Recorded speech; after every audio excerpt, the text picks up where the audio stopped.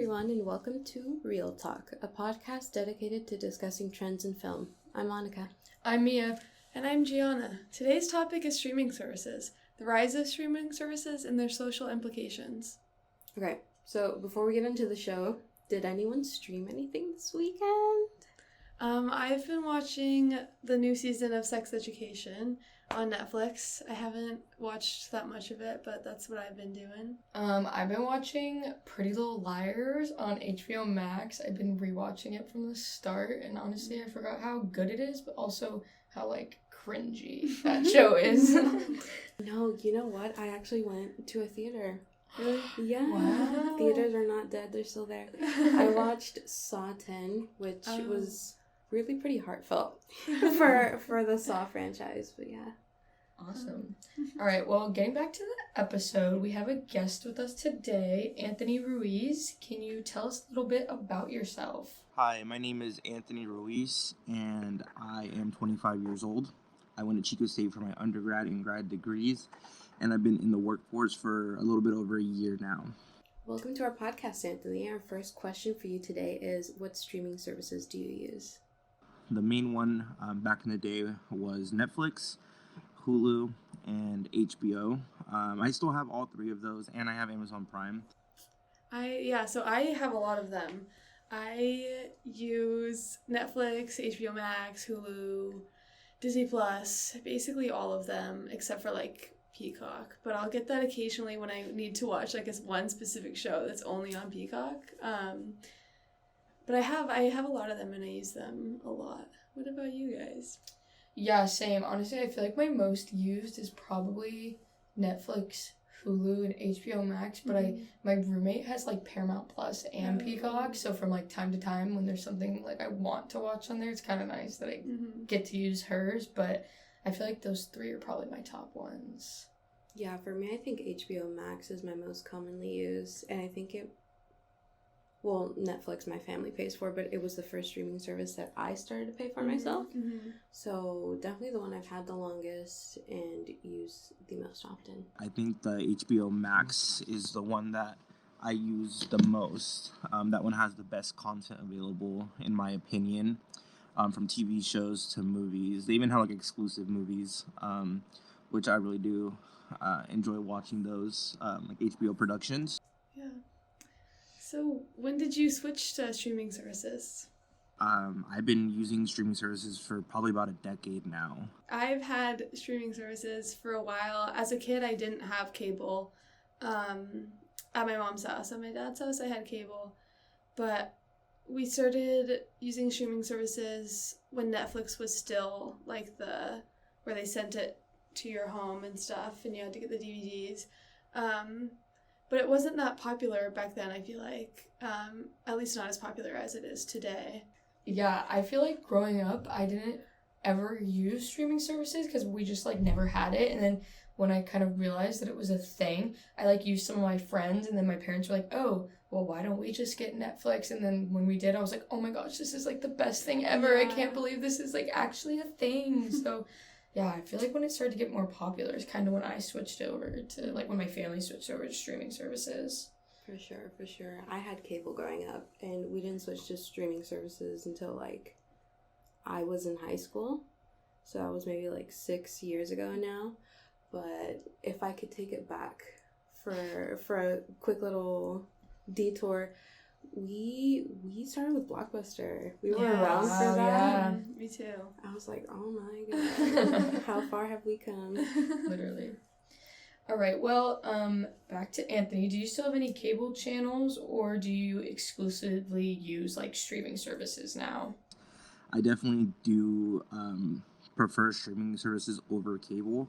Do you think that cable will become completely irrelevant, or do you think it'll stick around for a while? Honestly, I feel like it's going to become irrelevant. I feel like now, the day and age we live in, you can literally stream everything online. Even regular TV, I feel like. Because I know, on Peacock and Paramount Plus, they put on live TV on there, you know what I mean?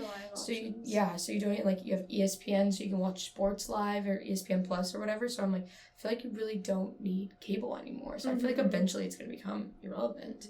I agree. Yeah. Yeah, I feel like the generation that's still using cable is like our grandparents right now. Yeah. And maybe even our parents. My parents still have cable, but weirdly enough, Xfinity does this thing where you can compile all of your streaming services, and wow. you have your cable, your streaming services, and like movies provided by like Xfinity too, all on the same like device. Oh. Which I feel like is even the cable company's taking a step towards streaming services. Yeah. So Yeah, that's true. I feel like even if it doesn't become completely irrelevant, it's leaning more towards acting as a cable or as a streaming service rather than sticking to its like original format. for sure. Yeah. Okay, Anthony, can you describe the effects that streaming services have had on movie theaters? I don't think that streaming is going away. I think it's going to be here for years to come. And I don't think that it has taken over the traditional cinema experience, like going to the theaters. I think that the theater culture is still alive and well. There wasn't that demand during COVID, but it has came back. Like you have movies that are like blockbusters again, essentially. And it's like going to the theater is an actual experience. I love going to the theater, and I will continue to do so for like the bigger titles. But I do see myself going a little bit less now since it's going to be available on streaming in only like a few weeks. Yeah, I feel like streaming services have definitely taken away some of the attention of movie theaters. Like especially how Anthony was saying that like why go see something in theaters when it's going to be on streaming in a few weeks or a month when you could just watch it for free in your home. So I feel like a lot of people are not going out and seeing movies like they used to. I agree. I just feel like the whole experience of going to a theater, I feel like streaming services can't match that. And there's just like something special, something special about going in person and sitting down and watching a movie. Mm-hmm. I feel like it's like a nostalgia thing too, you know what I mean? Like For going sure, as a yeah. kid, like I used to have like birthday parties like in the movie theaters and I'd be so excited and like, come on, movie theater popcorn, you can't get that at a store. Like you genuinely, truly cannot. And it's just, I feel like it's such a universal experience, like growing up and going to a movie theater. So it's kind of sad, honestly. I'm like, honestly, I'll probably still be going to movie theaters forever. As long as they're around, I feel like I'm always going to be going to them. Yeah, I feel like that can't like decline because it is too much of like an experience to go where I feel like people won't just stop going. Yeah, definitely. Well, Anthony, how do you think binge watching changed the way new shows are released and watched? I would say that the new style or like format of streaming services where they basically release one episode per week is great. It is nice when like they have all the episodes that are available at once and then you just binge it. But and then I feel like that people would just kind of like lose interest that way. The traditional model is great because it keeps people wanting to come back to the streaming service. Or like a TV show Euphoria, for example, that came out like a couple years ago. That's a really popular show, and they would only drop like one episode a week.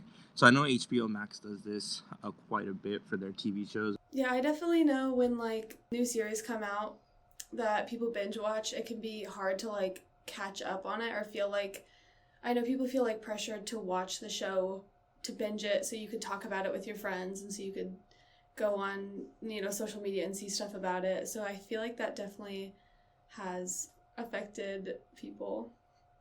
Yeah, I'm a huge binge watcher. I'm so bad about that. Like, I will sit on the couch all day and binge watch a show if, like, the whole thing is released at once, I feel like. So I feel like, honestly, though, I think it makes shows more popular because then, like, everybody watches it all at once.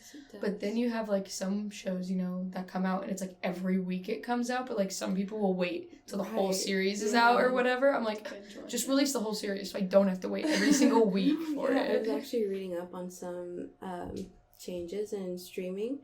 And they're changing, like you said, their format to releasing shows, like, every week instead of all at once. I mean, you stated your opinion, Mia. What do you think?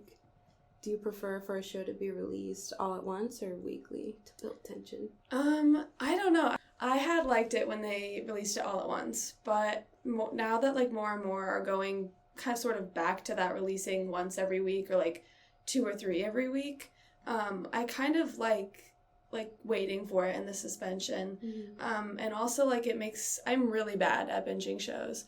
And so it makes me feel like I'm not like behind if it's only 1 episode a week where I only have to watch 1 or That's a true. few. Yeah, I didn't think about it like that. Weirdly enough, streaming services are going back to like the flow of television. Like, have you seen that little button on Netflix where it's like, I don't know, random watch or something like that? Yeah. And I feel like just releasing a show every week instead of all at once is kind of mimicking that flow of television again. Where Yeah, definitely. streaming services are almost taking a step back. Yeah. For sure, yeah. Do you think that this could cause a decline in streaming or a resurgence in cable? I do think that streaming has gotten pretty expensive. Especially now, I feel like you have to have multiple different streaming subscriptions because there's some content that is going to be available on one, it's not going to be available for the other one. So, I mean, I kind of see it as a benefit because you can add and choose what services that you want. But honestly, I feel like it is now the same cost as cable because cable used to be around like $50 or so for like basic packages. Now I'm finding myself spending about $50 a month just on streaming services. Honestly, I feel like it's not gonna decline in streaming simply because, like you were saying earlier, like I feel like some people like to wait and then it kind of feels like a regular like cable streaming or like a cable show, you know what I mean? Like you have to wait every single week and it kind of feels like not like live TV, but like kind of, you know, the feel of that. Like, oh, I can't watch it all. Yeah, definitely. Okay, well, that's all the questions we have for you today. Anthony, thank you so much for joining us on this week's episode of Real Talk. Before we end the episode, let's play a quick game of this or that. Awesome, my favorite game. My this or that is Netflix or Hulu. Ooh, I really don't know because there's some shows on Hulu that like aren't on Netflix anymore. So, but then there's like Netflix originals that I'm like Stranger Things. You can't get that on Hulu. Oh man, I don't know. I gotta say Hulu. Really? Yeah. I think a few years ago I would have said Netflix. Yeah, honestly. But I think Hulu now. Yeah, I'm gonna have to go with Hulu. If Netflix has been making me mad with the they cancel all their good shows. That's so true. And then they take stuff off and I'm like, why do I even have this? But like again, like there's a Netflix original, it's like I have to see Stranger Things season 5 when it comes out. Like I have to keep it. But I think I do like Hulu more. Yeah, I agree. Alright, how about Amazon Prime or HBO Max? Oh, that's a hard one too, I feel like. No, again, got those Amazon Prime originals. Yeah. The Summer I Turned Pretty. Like, come on. Honestly, I feel like I have to go HBO Max though to be competitive. I feel like there's more on it. You know what I mean? Like I feel like there's way more on it. And for us at least, film students, journalism students, I feel like HBO Max is more catered to us Yeah, I than agree. Amazon Prime. Yeah, definitely. All right. Only being able to use streaming services or only being able to go to the movie theaters? Oh.